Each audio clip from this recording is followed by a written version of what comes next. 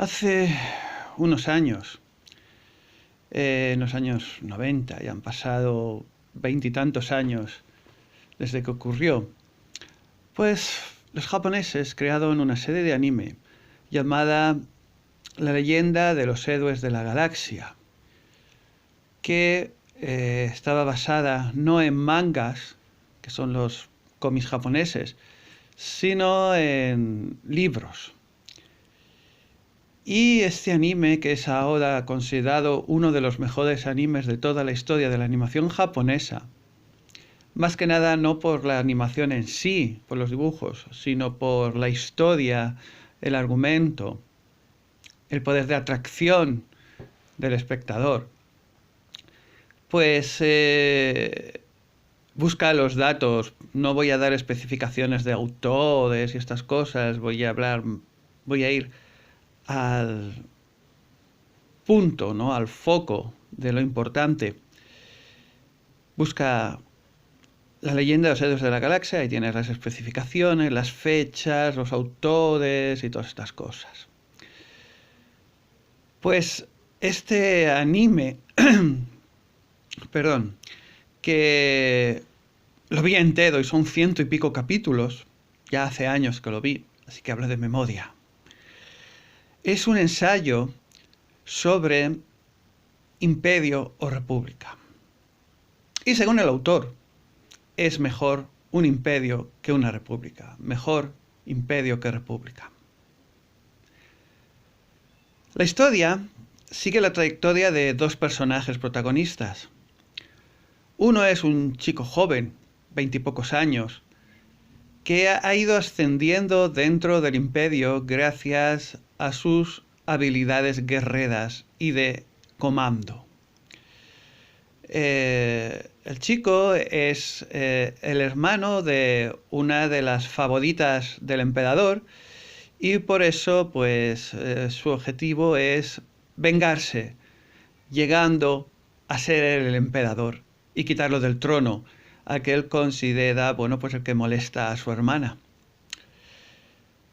En el otro lado, en la República Galáctica, hay otro personaje un poco mayor, pero no mucho, que es que llega a general y es el mejor estratega y guerrero de la República. Porque en esta historia el Imperio Galáctico y la República Galáctica están en guerra y llevan, creo que unos cuantos siglos, y que no hay forma de... están empatados, digamos.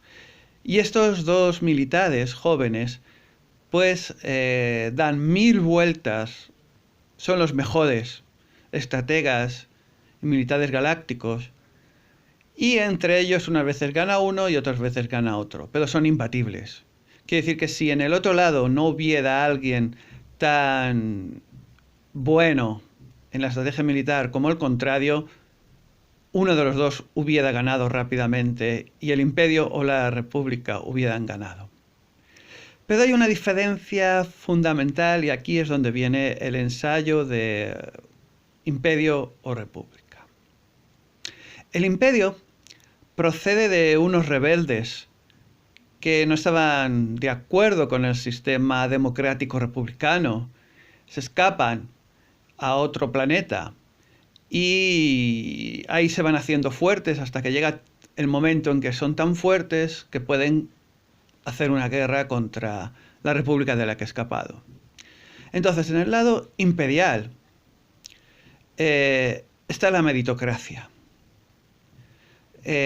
Solo los mejores son capaces de ir subiendo el escalafón de la pirámide social. Es por eso que este jovencito que era de una familia aristócrata venido a menos, pese a que la hermana es la favorita del emperador, él no recibe favores.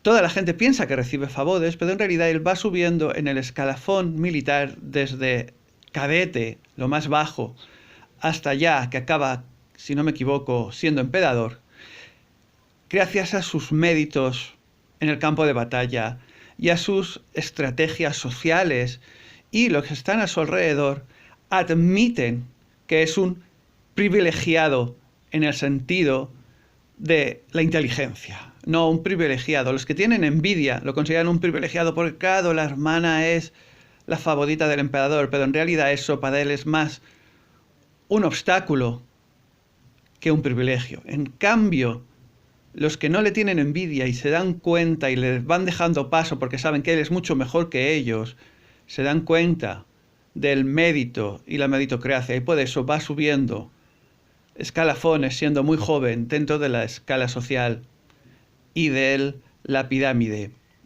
del imperio. Un imperio siempre permite que los mejores suban arriba. En cambio, al otro lado, el otro general, el que también va teniendo méritos, en realidad es obstaculizado una y otra vez por la burocracia de la República y no se le permite llegar a un nivel de mando real, digamos. Él es comandante de su, bueno, del ejército de la República, batallas donde mueren 6 millones de golpes, las naves se destruyen unas a otras, bueno, todo muy épico. Él, en cambio, acaba no teniendo ninguna ambición política, porque aunque la tuviera, tampoco le dejarían pasar porque es militar. En la República hay una separación entre militares y políticos, y los políticos son totalmente mediocres y lo único que les interesa es renovar su campaña política para volver a ser elegidos en las siguientes elecciones. Y por ahí van acuchillándose unos a otros. En la República no hay meritocracia, hay idiocracia. Y por eso la República en ese momento también está en decadencia y habría perdido la guerra, no seguiría ganando batallas si no fuera por este personaje. Gran spoiler, si consigues ver los 100 y pico episodios, llegarás al punto en el que el general republicano muere en una batalla y el, digamos, comandante general del imperio logra llegar a lo más alto del imperio. Así que en este ensayo, el autor japonés de cuyo nombre no me acuerdo y creo que nunca lo supe, porque no se me quedó el nombre japonés en la cabeza cuando seguía la serie y estas cosas. Aquí demuestra que un imperio es la mejor forma de organización política para el ser humano. Y si vemos la historia real de la humanidad, nos damos cuenta que los imperios han durado más tiempo y han sido más eficaces para la organización humana que las repúblicas democráticas, las democracias. Ahora mismo, por supuesto, la democracia es la panacea, no se puede criticar. Si criticas rápidamente te llaman fascista y ese tipo de tonterías. Pero, si comparamos, el Imperio Español duró unos 320 años, por ejemplo, y la democracia española actual lleva ya 40, del 78, 42 años o así, y está haciendo aguas por todas partes. En el imperio llegan arriba los aristócratas, y en griego aristocracia significa el gobierno de los mejores. Meritocracia, por supuesto, en ciertas épocas del imperio la meritocracia significa quitar de en medio mediante batallas y guerras a los que molestan, pero ganan los mejores.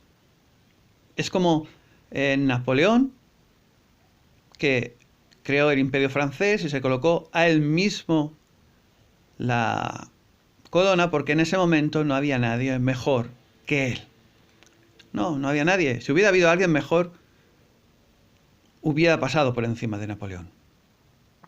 En cambio, las democracias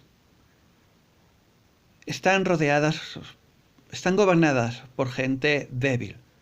¿Cómo puede ser que un presidente democrático como Piñera en Chile esté dejándose pisotear por una revuelta bolivariana totalmente artificial, basada en mentiras. Eso es un gobierno débil. En cambio, en un imperio hay una élite gobernante que no molesta al resto. Gobiernan autoritariamente, aunque se está demostrando que las democracias son más totalitarias que los imperios. Y aquí hemos de comparar, por ejemplo, en el Reino de España, los dos regímenes de los últimos 70, 80 años. ¿Cuál es más totalitario que el otro? Y esto, el actual es más totalitario que el anterior. Y ya sabemos que el anterior era gobernado por un señor que acaban de trasladar a su tumba. Y esto es una herejía, ya lo sé. Pero yo no mido los sentimientos. Mido los datos, los hechos empíricos. Algunos pueden decir, sí, pero la dictadura anterior tenían la pena de muerte, que estoy en contra de la pena de muerte, hasta el año 75. Pero es que los señores del norte, la República Francesa, tuvieron la pena de muerte y seguían guillotinando a la gente, incluso después de que se hubiera estrenado Star Wars, la Guerra de las Galaxias. Los franceses tuvieron la pena de muerte por guillotina hasta el año 77 y eso parece ser que se ha olvidado. El hecho es que al otro lado del Atlántico se ha comenzado, y esto se ve por YouTube, un grupo de gente, de hispanos, que están anhelando a una nueva federación al estilo del Imperio Español de nuevo, porque con los datos en la mano se han dado cuenta de que la vida era más sencilla en la época del Imperio que en la época de las independencias. Hubieron más guerras civiles en la época de las independencias que en la época del Imperio. Hubo más estabilidad en las épocas imperiales. Es muy curioso. Cuando uno tiene la idea, el concepto de que la república es más libre, pero luego ves la historia, comparas los datos, los hechos, y claro, todo siempre hay altibajos. Pero un lugar en donde no había impuesto de la renta, no había obligación de llevar a los niños al colegio, no había fronteras interiores, no había incluso exteriores, que la gente tenía la libertad de poder moverse donde le diera la gana, incluso fundar sus propios reinos dentro, los virreinatos dentro del Imperio Español, por ejemplo, fueron fundados por personas privadas. Pues el caso es que uno llega a conclusiones extrañas, que antes, cuando no tenía este conocimiento, le hubieran parecido imposibles. Animo al rey actual de España, Felipe VI, que establezca un imperio expansivo, que vuelva a abrazar a los ciudadanos del Imperio Español que quedaron perdidos allende, más allá del Pacífico, más allá del Atlántico. Pero voluntariamente, por supuesto. Quien no quiera pertenecer, pues que cree su propio Estado republicano y en 40 años se hunda. Porque al fin y al cabo, aunque por ejemplo a Estados Unidos lo llamamos república, hace mucho tiempo que dejó de ser una república, y desde finales del siglo XIX es un imperio estadounidense de facto que casualmente tiene su base, fue diseñado con el ejemplo del imperio más importante de la historia de la humanidad hasta ahora, el Imperio Español. Sí, es posible, ya lo digo, que haya sorprendido lo que he explicado en este vídeo, pero es lo que me ocurre cuando uno pasa su vida buscando la verdad y te encuentras que la realidad no tiene nada que ver con la ideología de los libros con los que le educaron cuando era niño. En fin, que seguiré explayándome en estos temas en próximos vídeos. Te he hablado de esta unidad humana, un individuo soberano etiquetado como José Manuel Goch. Muchas gracias por tu atención en este canal de YouTube. Ya sabes, puedes darle a me gusta, puedes suscribirte si no estás suscrito, puedes compartirlo si te parece que es material e información compartible. Y YouTube mediante, si YouTube lo permite, pues nos encontramos en eso, un siguiente vídeo en este mismo canal en unos cuantos días. Hasta entonces, y reflexionemos sobre lo que nunca se nos hubiera ocurrido reflexionar. Un saludo.